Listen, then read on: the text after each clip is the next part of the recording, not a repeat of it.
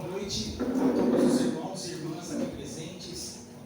Agradecemos, acima de tudo, a Deus, a fonte criadora, a Jesus, a vida da Galileia, como também a Maria Santíssima, a nossa querida mãe, não só do planeta Terra, mas de todo o sistema solar.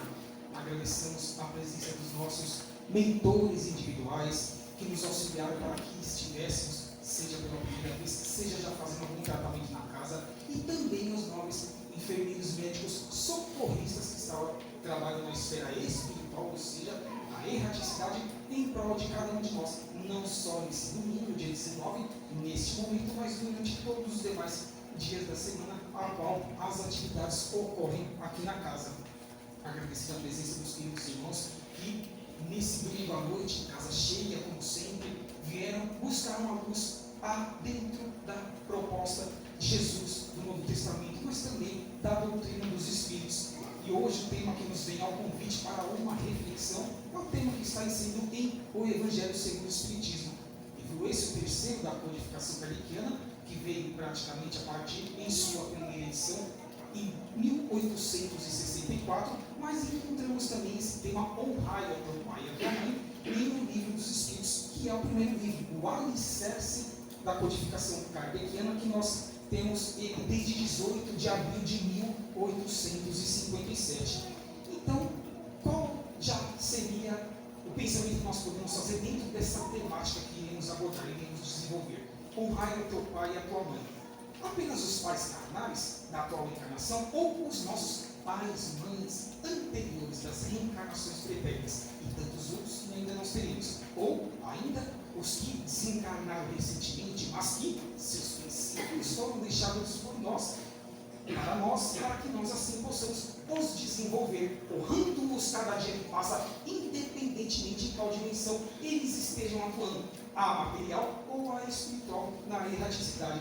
E assim já fiquemos inicialmente com essa interrogação: quais são esses alicerces que eles nos empreenderam durante toda a nossa vida, que faz com que nós os continuemos sempre pensando em prol do próximo, que reverdenciar a nosso favor, ainda que não enxerguemos esses benefícios. Sim, vivenciaremos eles, mas muitas vezes nós não enxergamos.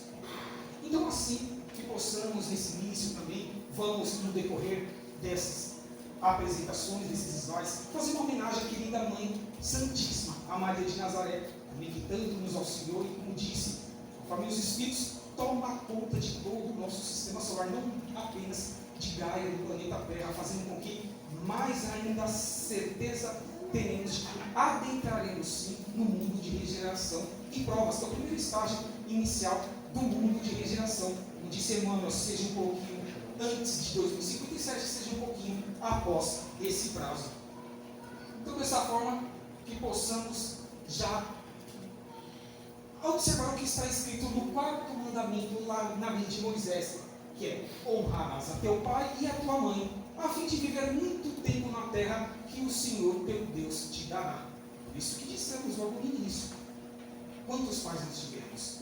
Pai, mãe, avós, importantes que já voltaram por meio da reencarnação, seja nessas, seja nas muitas outras moradas da casa do Pai, como disse o Cristo, que existe há mais de 20 séculos atrás. Então essa honra é um convite diário, é sempre nos alicerçarmos de que, se eles estão aqui do outro lado, eles estão nos observando, eles estão nos auxiliando, nos incluindo, junto com os nossos mentores individuais, mas que cabe a cada um de nós construir essa ferramenta de honrarmos na prática e não apenas na teoria.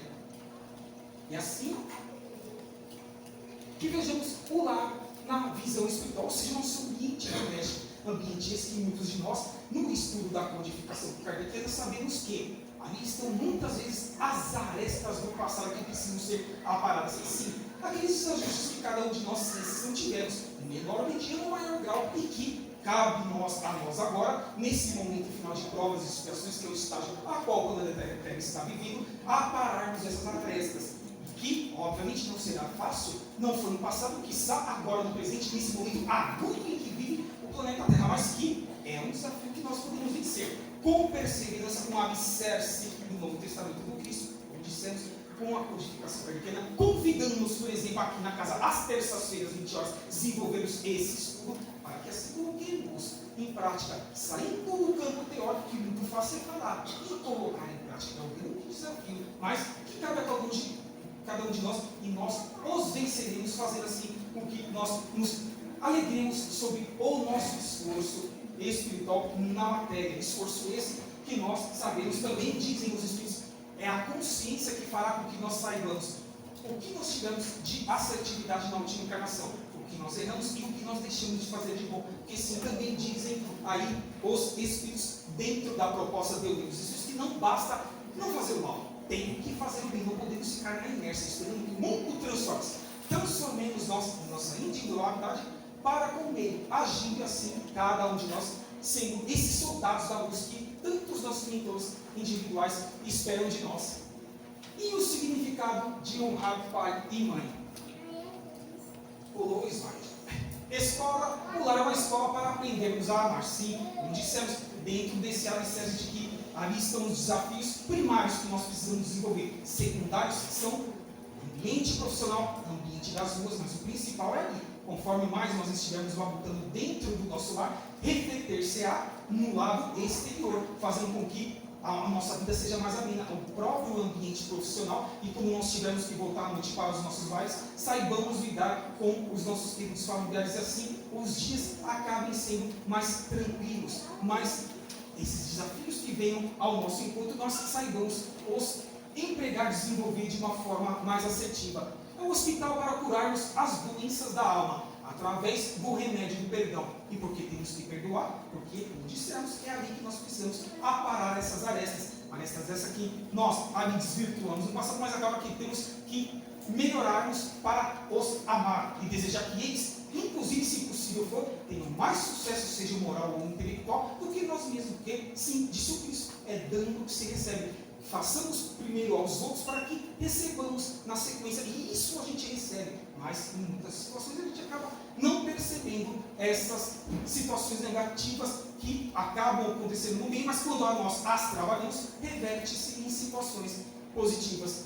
Uma oficina para construirmos o futuro com bases no trabalho e na paciência. Sim, porque a paciência é a certeza de que cada um de nós, seres individuais, estamos em graus evolutivos diferentes, tanto na asa do intelecto como moral. Então, não exijamos do próximo aquilo que nós gostaríamos que ele fizesse. Exijamos sim de nós. A reforma íntima precisa ser sempre de dentro para fora, do eu para o coletivo. E assim, por meio de nossos atos, não só de palavras, nós conseguiremos fazer com que esses exemplos sejam ali refletidos a cada um desses queridos irmãos e irmãs que nesse momento habitam conosco, e os que ainda podem não estar habitando na atual encarnação, mas que habitarão nas próximas, para que nessas aparar de aresta que nós precisamos empreender desde séculos pretéritos, faça-se de uma forma mais amena e nós consigamos fazer com que eles sejam ultrapassados por cada um de nós.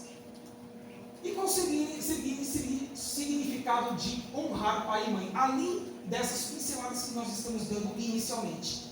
Ajudá-los na velhice com paciência, sim, porque também nós ficaremos velhos, não nos esqueçamos, estamos na matéria, em estado de vigília, reencarnados, mas se nós chegarmos na velhice, nós não queremos também que os nossos filhos ou os demais parentes nos auxiliem. Nós sabemos que vamos precisar desse auxílio, todos nós precisamos uns dos outros, dessa forma então, que já façamos esse adiantamento, que nos antecipemos essas situações, porque tudo que nós fizemos em benefício deles reverter-se a nosso favor. Não nos esqueçamos que 24 horas por dia, Deus, os nossos mentores individuais, estão nos observando e nos incluindo para que tenhamos essas atitudes assertivas. Só que se nós pecarmos em menor, mediano ou maior grau para com esses queridos que trouxeram a oportunidade a cada um de nós na atual reencarnação, o que poderá ser de nós quando estivermos na velhice? Ou se não chegarmos à velhice, ficaremos com esse grau de consciência a ser reparado para uma próxima reencarnação, sim. Porque não é só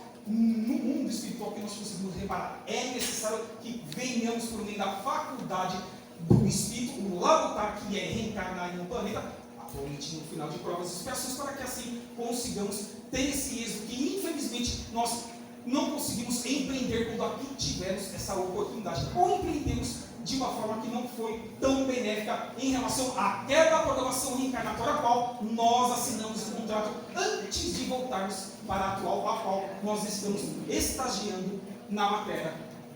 Promover-lhes apoio financeiro, poupá-los de certos trabalhos, principalmente trabalhos físicos, eles não têm mais saúde nem força para tanto. Evitar aborrecimento, sim, porque eles estão mais debilitados em todas as situações. Doenças que estão mais presentes, que são naturais, do envelhecimento natural da matéria, em mundos de provas e expiações, ainda como foi prometido, em provas e expiações, que é o estágio final ao qual nós estamos, mais de regeneração para frente, escala essa espiritual e material que nós encontramos também em Origem dos Espíritos, aí sim nós podemos dizer que vai ser mais a menos. Mas essas situações nesse momento agudo do planeta, nós temos que entender que precisam ser empreendidas para com isso, para que nós também as recebamos quando tivermos que passar por esse lapidar, estarmos ali na situação de uma idade mais avançada. Ajudá-los nas tarefas domésticas, sim.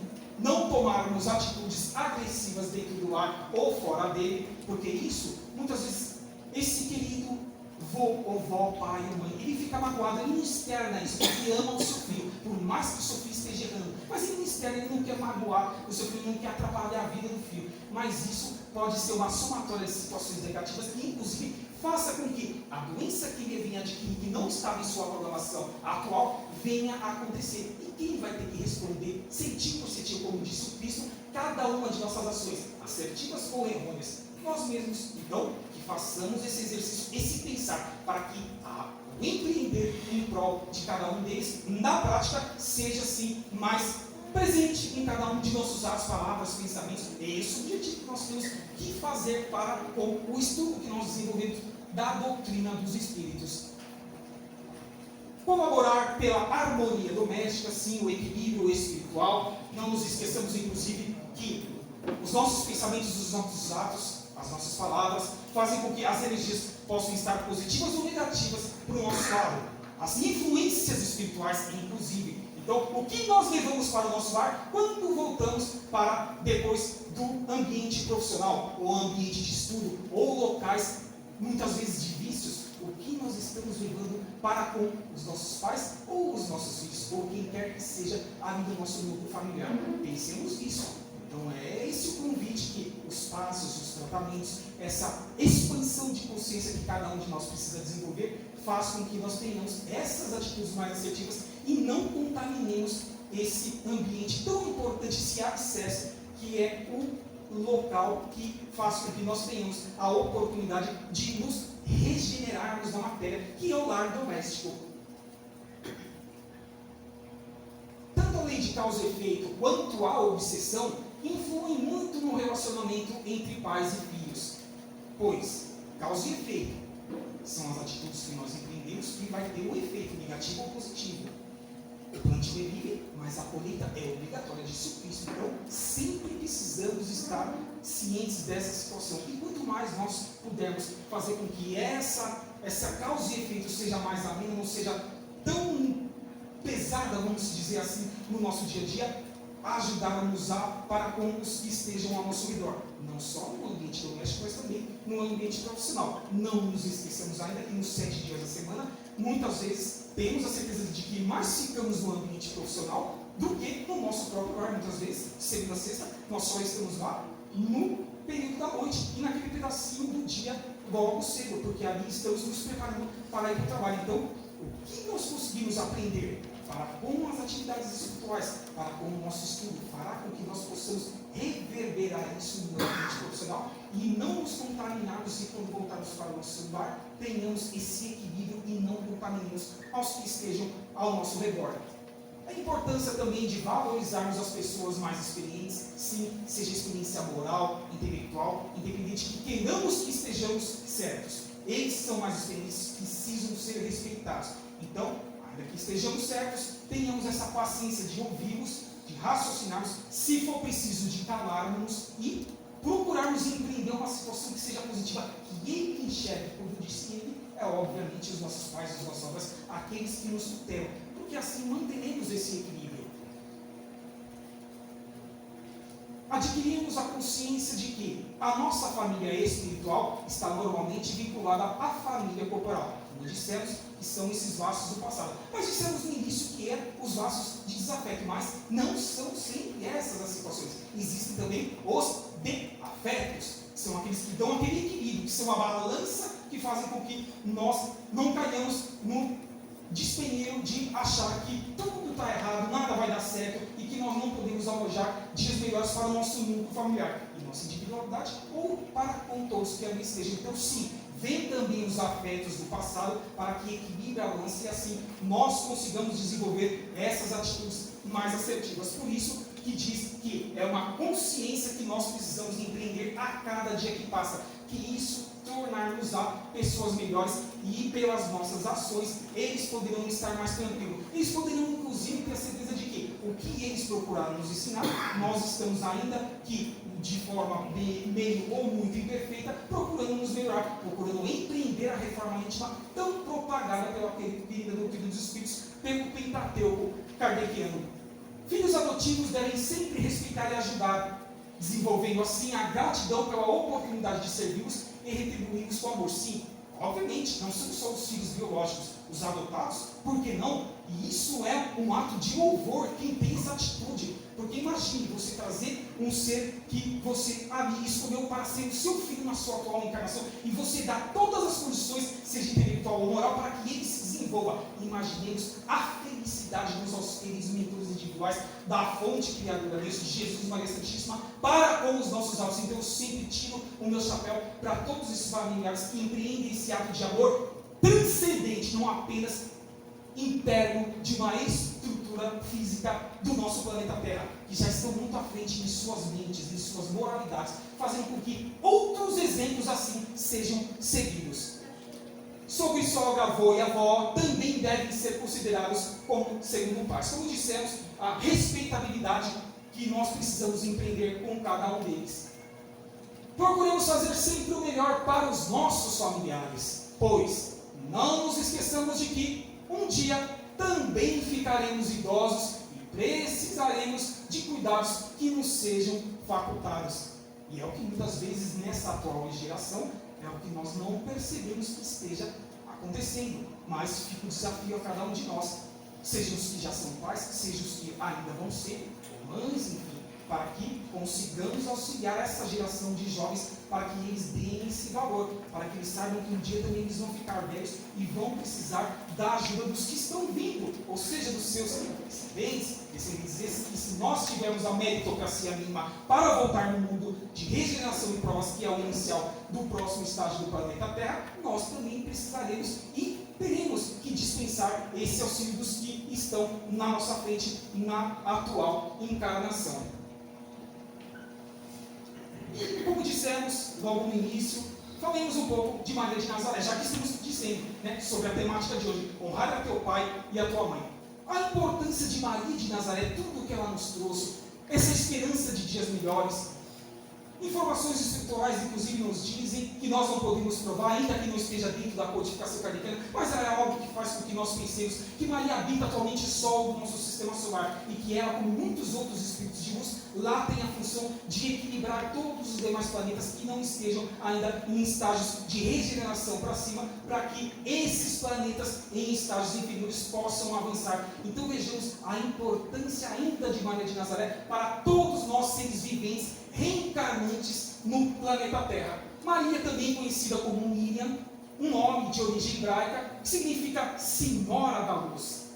Esse é o retrato falado de Maria de Nazaré, pintado pelo fotógrafo Vicente Ávila, ditado por Emmanuel, que foi o mentor de Chico Xavier, que está aí reencarnado, como o próprio Chico disse, desde o ano de 2000.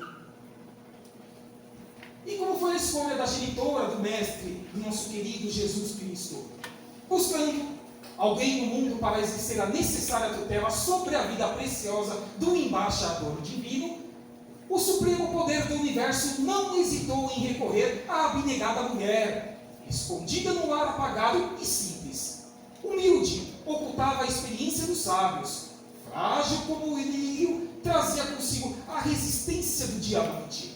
Pobre entre as pobres, carreava na própria virtude os tesouros incorruptíveis do coração, e, desvalida entre os homens, era grande e prestigiosa perante Deus. E essa informação nós encontramos no livro Religião dos Espíritos, ditado por Emmanuel pelas mãos abençoadas de Francisco Cândido Xavier. Então vejamos a importância dos seres celestiais ao escolher um ser que estava encarnado, que precisaria trazer a luz do mundo, o caminho, a verdade e a vida. Não que apenas naquele momento da matéria ela fosse escolhida, muito pelo contrário, há séculos anteriores, porque foi uma programação bem extensa para que tivesse êxito a vida de Jesus. Os seus aproximados 33 anos de física, em que uma única reencarnação ele esteve conosco no planeta Terra. E sim, entre nós de ver e ouvidos de ouvir, nós sabemos que ela sim está dando o seu recado a cada dia que passa como Jesus, mas cabe a cada um de nós construir esses ensinamentos que nos são passados. Maria é uma jovem que pertencia a uma família simples da cidade de Nazaré, na Palestina.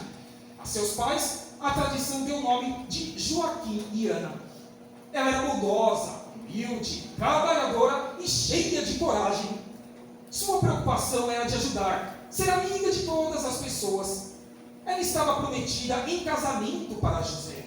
O anjo, aproximando-se dela, disse, abre aspas, salve agraciada, o Senhor esteja contigo, bendita és tu entre as mulheres, fecha aspas. Abre aspas, disse-lhe então o anjo, Maria, não temas, porque achaste graça diante de Deus, fecha aspas. Ou seja, mostrando que a programação ali estava sendo em toda a sua plenitude executada para que ela pudesse dar luz a Jesus. E eis que em teu ventre conceberás e dará à luz um filho, e por-lhe-ás o nome de Jesus. Ele será grande e será chamado Filho do Altíssimo. Essa passagem nós encontramos no Evangelho de Lucas. Ou seja, anjo, espírito superior. Na verdade, uma falange de espíritos superiores fizeram com que todo esse acompanhamento da encarnação Jesus pudesse ter êxito. Então, veio ter com Maria sim, para que ela tivesse essa certeza dessa responsabilidade dela de estar com Jesus. E que ela propagasse, inclusive, essa doutrina quando ele tivesse que voltar para o mundo espiritual. Maria escuta, as palavras lhe chegam repassadas de ternura e pela sua mente transitam os dizeres proféticos. Disse então Maria, eis aqui a serva do Senhor, cumpra-se em mim segundo a tua palavra. E o anjo ausentou-se dela. José era da família e descendência de Davi. Subiu da cidade de Nazaré, na Galileia, até a cidade de Davi, chamada Belém, na Judeia. Ele foi a fim de se registrar junto com Maria, sua esposa, que estava grávida. Enquanto estavam em Belém, contemplaram-se os dias em que ela havia de dar à luz. As portas da estalagem logo foram rechaçadas com uma negativa. Havia um lugar para eles no estábulo. Maria, depois que descansou, ajudou na limpeza do local. Ou seja, Maria, grávida, que precisava dar luz, com todo aquele esforço que uma irmã tem ali nos meses próximos da gestação, ainda teve forças para limpar o local. Aquela oportunidade que estava sendo dada a ela, já que eles não puderam se hospedar, mas ela sentia em seu íntimo que era necessário que ali acontecesse, mostrando-nos, inclusive, 20 séculos após, a simplicidade até hoje que nós precisamos empregar em nossas vidas. O convite de o que é realmente necessário para a nossa felicidade em um mundo final de provas e expiações. Eles prepararam uma manjedoura com uma cama para o bebê. Jesus nasceria naquela noite. Então aqui vemos algumas representações que mostram ali, por exemplo, Maria auxiliando, enfim, e todo aquele aparato simples, humilde, fraterno, para que a vida do Messias, o Rabi da Galileia, pudesse concretizar-se entre nós. E assim percebemos também que se Maria tivesse tido junto com José a oportunidade de terem se instalado na hospedaria, será que tudo isso teria ocorrido da forma que aconteceu, da forma que nós visualizamos na história do Novo Testamento? Então, é uma interrogação que também nós a fazemos, mas que, com certeza absoluta, os amigos espirituais fariam com que isso pudesse desenvolver-se, isso pudesse fazer com que concretizasse e Maria viesse a dar à luz. Agora pergunta-se, mas como que foi a vinda de Jesus? teve a concepção entre José e Maria, são outras situações, obviamente, que muito nós precisaremos estudar, precisaremos também aprender, e informações essas que precisam vir do mundo espiritual, que não as temos como certeza, então nós não podemos dar como certas, mas sim, importante é que saibamos, Jesus veio inclusive fora do sistema solar, é um ser que evoluiu milênios e milênios atrás de nós, em outras moradas da casa do Pai, e que estava apto a fazer com que ele, desde o acompanhamento que ele teve da criação do planeta Terra, viesse em um momento oportuno, e assim ele pudesse estar dando a sua mensagem e desenvolvendo todo o seu mediunato, porque sim, muitas das suas atitudes, muitas das suas palavras, dos seus entendimentos, estava ali sendo intuído por demais anjos, arcanjos que com ele participaram nesses 33 anos de sua encarnação. E Maria deu à luz o seu filho primogênito. Ela enfaixou-o e colocou-o numa manjedoura, pois não havia lugar para eles na hospedaria. Nasceu o Redentor da humanidade. Nunca mais a humanidade seria a mesma a partir daquele momento. Essa mensagem nós trazemos do livro Bênçãos de Natal, que cada um dos irmãos e irmãs pode consultar com mais amplitude, de Divaldo Pereira Franco, por uma de suas mentoras, que é Joana de Ângeles. E assim cumpria-se a profecia sobre o nascimento de Jesus, o Cristo Salvador. E o Verbo se fez homem e habitou entre nós. Já no livro Boa Nova, também de Chico Xavier, por meio do Espírito Humberto de Campos, que nós o conhecemos como irmão X, nós temos no capítulo 30, item 10, sobre Maria, que diz: como foi o retorno de Maria à pátria espiritual? Elevada nas suas meditações, Maria viu aproximar-se o vulto de um pendente. Minha mãe, exclamou o recém-chegado, como tantos outros que recorriam ao seu carinho, venho fazer-te companhia e receber a tua bênção. O peregrino lhe falou do céu, confortando-a delicadamente. Que mendigo seria aquele que lhe acalmava as dores secretas da alma saudosa com bálsamos tão luxuosos, ou seja, como se conhecesse o que estava dentro da alma de Maria naquele momento tão difícil. Foi quando o hóspede anônimo me estendeu as mãos generosas e me falou com profundo acento de amor: minha mãe, venha aos meus braços. Nesse instante, fitou as mãos nobres que se me ofereciam num gesto da mais bela ternura.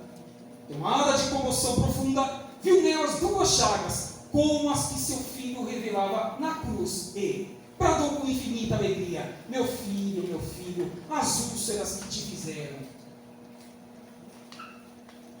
Num ímpeto de amor, fez um movimento para se ajoelhar. Queria abraçar-se aos pés do seu Jesus e ausculá-los com ternura. Ele, porém, levantando-a, cercado de um halo de luz celestial, se lhe ajoelhou aos pés e, beijando-lhe as mãos, disse em carinhoso transporte: sim, minha mãe, sou eu. Venho buscar-te, pois meu Pai quer que sejas no meu reino a rainha dos anjos.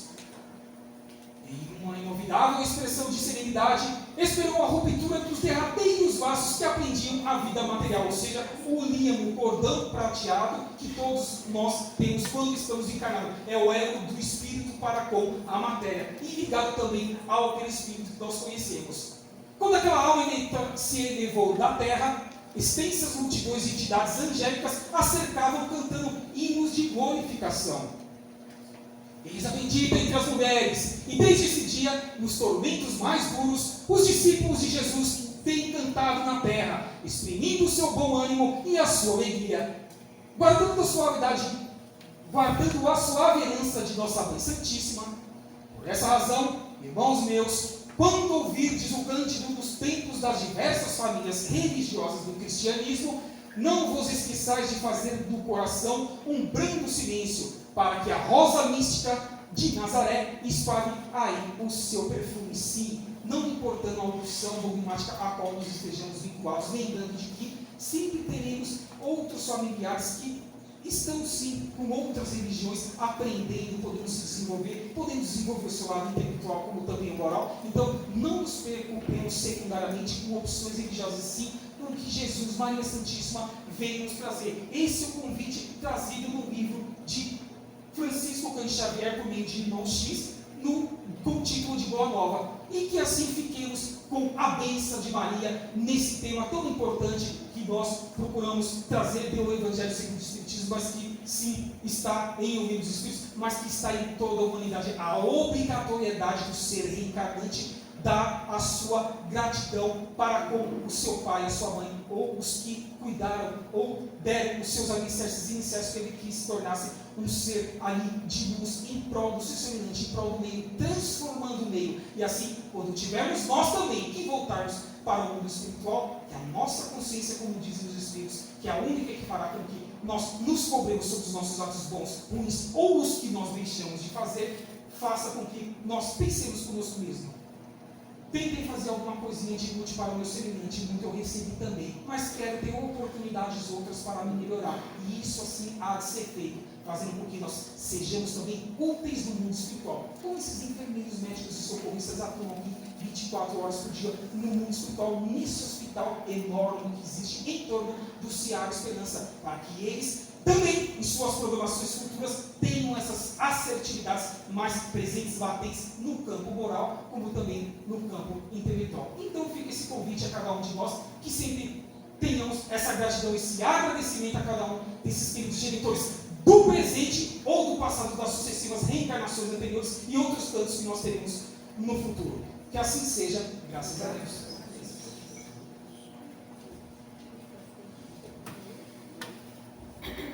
Pois bem, agora vocês têm